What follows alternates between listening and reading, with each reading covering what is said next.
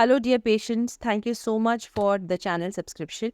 याद रखिए कि चैनल के सब्सक्रिप्शन के बटन के साथ साथ लाइक और बेल आइकन का बटन ज़रूर दबाएं ताकि आपसे कोई भी नया वीडियो मिस नहीं हो और आपको सारे नॉलेज बेस्ड वीडियोस मिलते रहें। हेलो पेशेंट्स, पिछले वीडियो में मैंने आपको डिस्मेनोरिया के बारे में कुछ बताया था कि किस टाइप का पेन और कितना अग्रेसिव पेन के अंदर हम लोगों को डॉक्टर्स के पास जाना चाहिए। उसी बात को आज आगे बढ़ाते हुए मैं आपको बताना चाहती हूँ कि एक पर्टिकुलर टाइप का पेन जिसको हम लोग एडिनोमाइसिस बोलते हैं, इस बीमारी को, एक ऐसा लक्षण होता है, उसमें भी दर्द बहुत ज़्यादा होता है महीने के अंदर, लेकिन यूजुअली वो जो दर्द है वो महीने के साथ साथ ख़त्म नहीं होता। वो महीने के साथ साथ बढ़ता रहता है या उतना ही रहता है और बहुत देर में जाके धीरे धीरे कम होना शुरू होता है। इस कंडीशन को हम एडिनोमाइसिस बोलते हैं। ये अल्ट्रासाउंड के द्वारा ज़्यादातर पकड़ाई में आ जाती है, कभी कभी नहीं भी आती है। कभी कभी इसके लिए क्लिनिकल एक्यूमेन चाहिए। क्लिनिकल एक्यूमेन का मतलब है जैसे हम लोगों की तरह के जो एक्सपर्ट लोग होते हैं, जब आप हमको अपने लक्षण बताते हो और उसको हम लोग क्लब करते हैं विद इमेजिंग मोडालिटी जैसे कि अल्ट्रासाउंड, और फिर हम लोग इसका निष्कर्ष निकालते हैं कि देयर इज़ अ पॉसिबिलिटी, जबकि अल्ट्रासाउंड में बहुत स्पेसिफिकली नहीं आया है, but there is a possibility कि आपको एडिनोमाइसिस हो।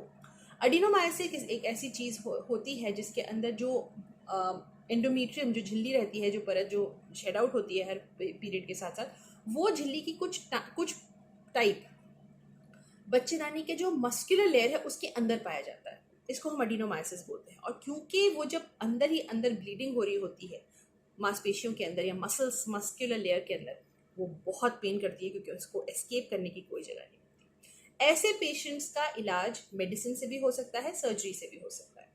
हम लोगों के ऊपर काफ़ी हद तक निर्भर करता है पेशेंट की एज, पेशेंट के लक्षण, पेशेंट की परेशानियाँ, उसके बच्चे हैं या नहीं हैं, इन सब लक्षणों के ऊपर और हम लोग की एक्सपर्टीज़ के ऊपर ही डिपेंड करता है कि हम आपको ये बताएं कि आपका केस सीधा सर्जरी से ज़्यादा फ़ायदा मिलेगा आपको, या फिर अभी आप मेडिकल ट्रीटमेंट लेके देख सकते हो। इससे फ़ायदा हो जाए तो बहुत अच्छा है, अदरवाइज बाद में जाके आप सर्जरी करा सकते हैं।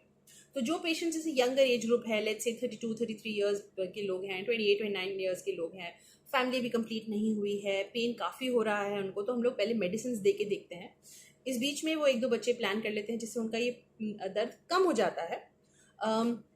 महीना अगर नहीं होगा तो दर्द नहीं होगा, as simple as that. Pregnancy के टाइम ऑब्वियसली महीना नहीं होता, तो ऐसे पेशेंट्स वो 1-2 साल बच जाते हैं जिस टाइम उनको बच्चा पेट में रहता है, और उससे कंडीशन काफ़ी पेशेंट्स की इंप्रूव होते हुए भी देखी है। वो इतनी जो एंडोमेट्रियम में इतनी ढल जाती है कि वो वापस उसको उस शेप में, उस फ्लेयर अप में होने में थोड़ा वक्त लगता है। So they easily by out around 1 and 2 years per child birth.